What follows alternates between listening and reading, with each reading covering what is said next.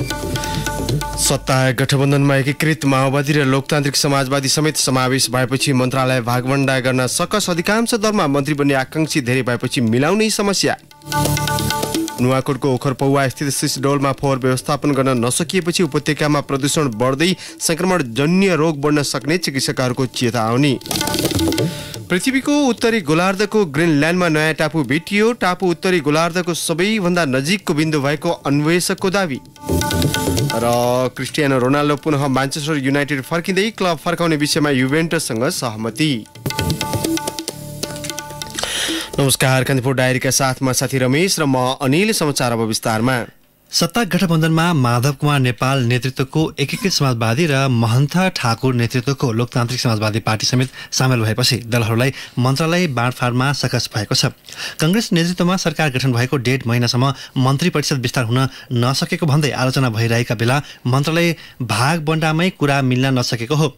संघीय मन्त्री परिषदमा मन्त्रीहरूको संख्या 25 भन्दा बढी हुन नपाउने कानुनी व्यवस्था छ, तर सबै दलमा आकांक्षी धेरै व्यवस्थापन गर्न दलहरूलाई समस्या भएको हो। एकीकृत समाजवादी पार्टीका नेता डाक्टर बेदुराम भुसालले आफ्नो पार्टी सरकारमा जाने भए पनि दलहरूबीच मन्त्रालय भागवण्डामा कुरा मिलि नसकेको बताउनुभयो।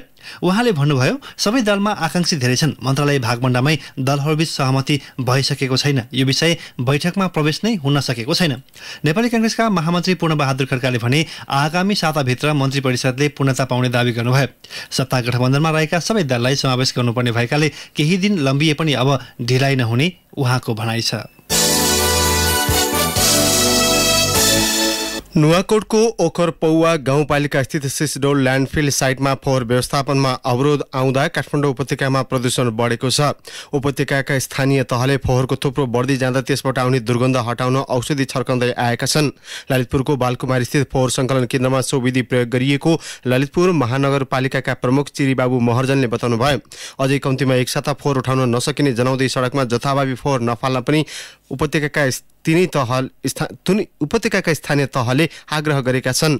वर्षाका कारण सिसडोल क्षेत्रको सडक बाटोमा हिलो जमेका कारण दैनिक 1/3 मात्रै फोहोर व्यवस्थापन गर्न सकिएको काठमाडौँ महानगरपालिकाका वातावरण विभाग प्रमुख हरिकुमार श्रेष्ठले बताउनुभयो। हाल सो क्षेत्रमा दैनिक करिब 50वटा गाडीबाट फोहोर व्यवस्थापन हुँदै आएको श्रेष्ठको भनाइ छ। सामान्य अवस्थामा सो क्षेत्रमा 150वटा गाडीबाट फोहोर व्यवस्थापन हुँदै आएको थियो। सामान्य अवस्थामा उपत्यकामा दैनिक 1045 टन फोहोर उत्पादन हुँदै आएकोमा हाल करिब 350 टन फोहोर मात्र व्यवस्थापन हुँदै आएको विज्ञहरू बताउँछन्। यसैबीच फोहोर मैलाको थुप्रो बढेसँगै सरुवा रोगको संक्रमणको जोखिम बढ्न सक्ने चिकित्सकहरूले चेतावनी दिएका छन्। सरुवा रोग विशेषज्ञ डाक्टर शेरबहादुर पुनले झाडा पखेला, हैजा, टाइफाइड, जन्डिस लगायतका संक्रमण रोगको जोखिम बढ्दै गएको बताउनुभयो। तत्काल फोहोर मैला व्यवस्थापन हुन नसके केही दिनमा सो रोगबाट संक्रमित हुनेको संख्या बढ्न सक्ने डाक्टर पुनको अनुमान छ।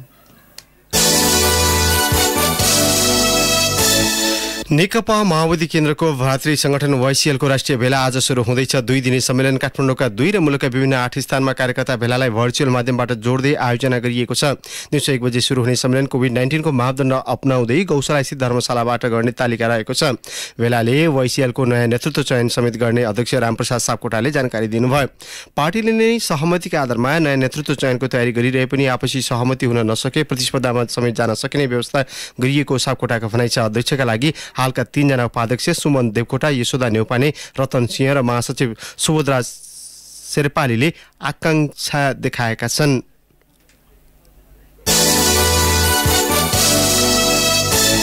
सरकारले प्रतिस्थापन विधेयक ल्याउने तयारी गरेसँगै केपी ओली नेतृत्वको अघिल्लो सरकारले ल्याएको अध्यादेश बजेट निष्क्रिय हुँदैछ। संसदमा गत साउन 3 गते पेश भएको अध्यादेश बजेट त्यसको 60 दिनभित्र पारित नभए स्वत निष्क्रिय हुने संवैधानिक व्यवस्था छ। यस्तै राष्ट्रपतिले जुनसुकै बेला पनि खारेज गर्न सक्ने व्यवस्था पनि रहेको संविधानविद चन्द्रकान्त गेवालीले बताउनुभयो। अध्यादेश बजेटको समय अवधि आगामी भदौ मसान्तसम्म रहेको छ। सो अध्यादेशबाट बजेट निष्क्रिय र खारेज दुवै नभएको अवस्थामा सरकारले बहुमतका आधारमा प्रतिस्थापन विधेयक ल्याउन सक्ने उहाँले बताउनुभयो।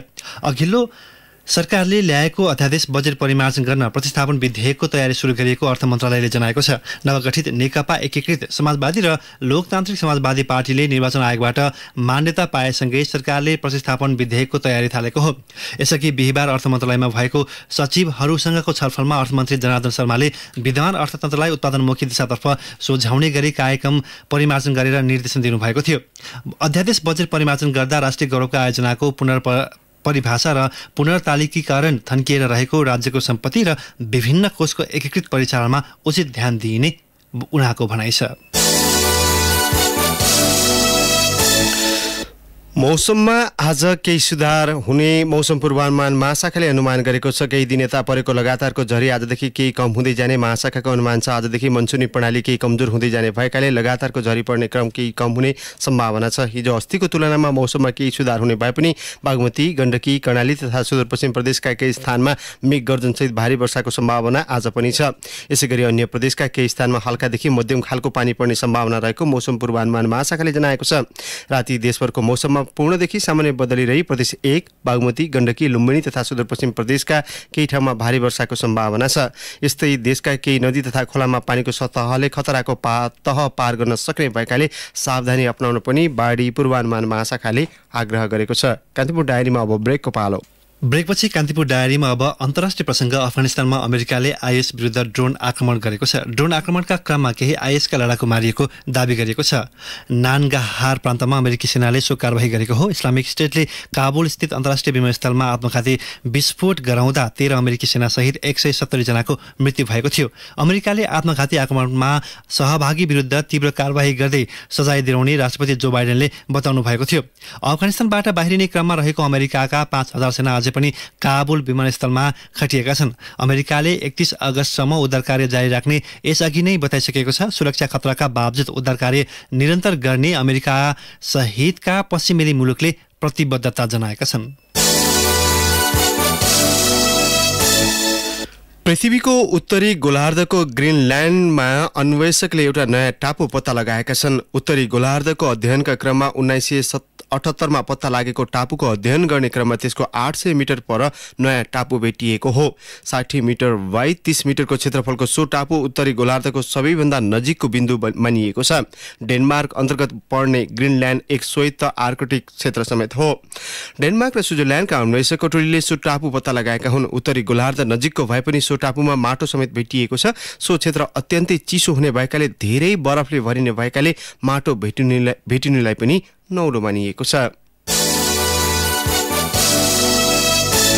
अब खेल प्रसङ्ग। इङ्ग्लिस प्रिमियर लिग फुटबलमा आज विभिन्न 7वटा खेल हुँदैछन्। म्यान्चेस्टर सिटी र आर्सेनल बीच आज प्रतिस्पर्धा हुनेछ। दुई टोली बीचको खेल बेलुकी 5:15 बजे सुरु हुनेछ। खेलेका दुई खेलमा मध्ये म्यान सिटीले 1मा जित र 1मा हार बेहोरेको छ भने आर्सेनल खेलेका दुवै खेलमा पराजित भएको छ। आज बेलुकी 7:45 बजे न्युक्यासल युनाइटेड र साउथह्याम्पटन, ब्राइटन एन्ड होभ एल्बियन र एभर्टन बीच प्रतिस्पर्धा हुनेछ। सोही समय वेस्ट ह्याम युनाइटेड र क्रिस्टल प्यालेस बीच प्रतिस्पर्धा हुनेछ भने नर्विच सिटी र लेस्टर सिटी बीच पनि प्रतिस्पर्धा हुने तालिका छ। म्यान्चेस्टर युनाइटेडले क्रिस्टियानो रोनाल्डो क्लबमा फर्किने पक्का भएको जनाएको छ। युनाइटेडले क्लबका लेजेन्ड खेलाडी रोनाल्डो ओल्ड ट्राफोर्ड फर्किने विषयमा सहमति भएको पुष्टि गरेको हो। म्यान युनाइटेडले रोनाल्डोलाई क्लब फर्काउने विषयमा युभेन्टससँग सहमति गरिसकेको छ। युनाइटेडले रोनाल्डोसँग 2 वर्षको सम्झौता गर्दैछ। युनाइटेडको सहरी प्रतिद्वन्दी म्यान्चेस्टर सिटीले समेत रोनाल्डोलाई अनुबन्ध गर्न चाहेको थियो, तर युनाइटेडले इच्छा देखाएपछि सिटी पछि हटेको हो।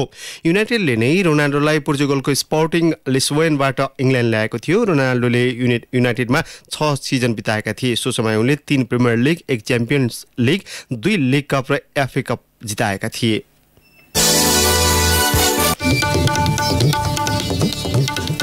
जाँदा मुख्य प्रसङ्गहरू पुनः एकपटक।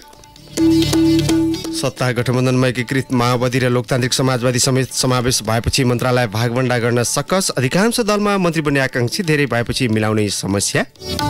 नुवाकोटको कोर्पौवा स्थित सिसडोलमा फोहोर व्यवस्थापन गर्न नसकिएपछि उपत्यकामा प्रदूषण बढ्दै संक्रमणजन्य रोग बढ्न सक्ने चिकित्सकहरूको चेतावनी।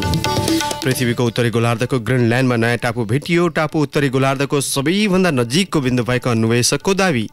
र क्रिस्टियानो रोनाल्डो पुनः म्यान्चेस्टर युनाइटेड फर्किँदै क्लब फर्काउने विषयमा युभेन्टससँग सहमति। हवस् तिनै प्रसङ्गसहित कान्तिपुर डायरीको यो बुलेटिन अहिलेलाई यहीँ सकिन्छ। हाम्रो अर्को बुलेटिन बिहान 10 बजे स्पोर्ट्स डायरी हुनेछ। तबसम्मका लागि कान्तिपुर डायरीबाट साथी रमेश र म अनिल बिदा माग्छौँ। नमस्कार।